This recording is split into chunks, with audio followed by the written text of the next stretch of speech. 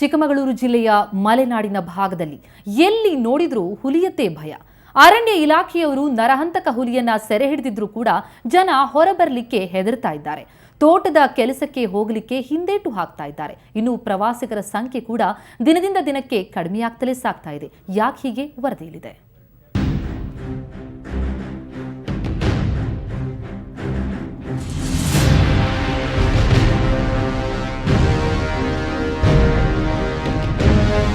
Coffee ನಾಡು ಚಿಕ್ಕಮಗಳೂರಿನ ಜನರ ಮನಸ್ಸಿನಿಂದ ಭಯ ಇನ್ನೂ ದೂರವಾಗಿಲ್ಲ.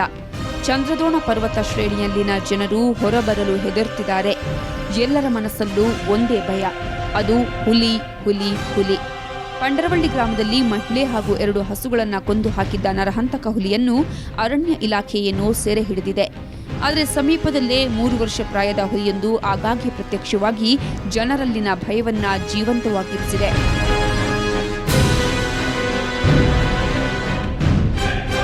ಚಿಕ್ಕಮಗಳೂರು ತಾಲೂಕಿನ ಕೈಮರ ಗ್ರಾಮದ ಸಮೀಪದ ಸುತ್ತಮುತ್ತಲ ಕೃಷ್ಣಗಿರಿ ಕಾಫಿ ಎಸ್ಟೇಟ್ ಸೇರಿದಂತೆ ಕಾಫಿ ತೋಟಗಳಲ್ಲಿ ಓಡಾಡ್ತಾ ಇರುವ ಹಸಿದ ಹೆಬ್ಬುಲಿ ಪ್ರತ್ಯಕ್ಷವಾಗುತ್ತಿದ್ದು ಜನರು ಜೀವ ಬಿಗಿ ಹಿಡಿದು ಓಡಾಡುವಂತಾಗಿದೆ.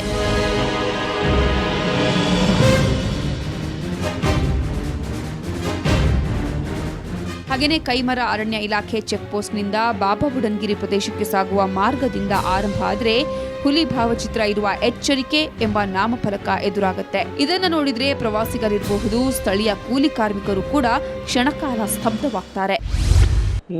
ನಮ್ಮವರು ಎಸ್ಪೆಷಲಿ ಭದ್ರಾದಿಂದ ನಾವು ಆದಷ್ಟು ನಮ್ಮ ಸ್ಟಾಫನ್ನು ಎಲ್ಲ ಕಡೆ ತಿರುಗಾಡ್ತಾ ಇದ್ದಾರೆ. ನಾನು ಅವ್ರಿಗೆ ವಾಕಿಯಲ್ಲಿ ಮಾತಾಡ್ತಾ ಇರ್ತೀನಿ. ಅವ್ರು ಬೆಳಿಗ್ಗೆ ಒಂದು ರೌಂಡ್, ಸಂಜೆಗೆ ಒಂದು ರೌಂಡ್, 2 ಟೈಮ್ಸ್ ಅವರು ರೌಂಡ್ ಹೋಗಿ ಊರಿನವ್ರಿಗೆ ಸಂಪರ್ಕ ಮಾಡ್ಕೊಂಡು ಬರ್ತಾರೆ. ಏನಾದರೂ ಹುಲಿ ಕಂಡಿದ್ದಾರೆ ಏನು, ಯಾಕಂದರೆ ಜನರ ಮಧ್ಯೆ ಕಾಬಿರಿನೂ ಅವ್ರ ಮನಸ್ಸಿಂದ ಹೋದರೆ ಒಳ್ಳೆಯದು. ಒಟ್ಟಾರೆ ಚಿಕ್ಕಮಗಳೂರು ತಾಲೂಕಲ್ಲಿ ಮಾತ್ರ ಪ್ರಸ್ತುತ ಹುಲಿಗಳ ಆರ್ಭಟ ಹೆಚ್ಚಾಗಿದ್ದು ಈ ಭಾಗದಲ್ಲಿ ತಿರುಗಾಡುವುದೇ ದುಸ್ತರ ಎಂಬಂತಾಗಿದೆ. ಚಿಕ್ಕಮಗಳೂರಿನಿಂದ ಕ್ಯಾಮರಾಮನ್ ಶಶಿ ಜೊತೆಗೆ ಆಲ್ದೂರ್.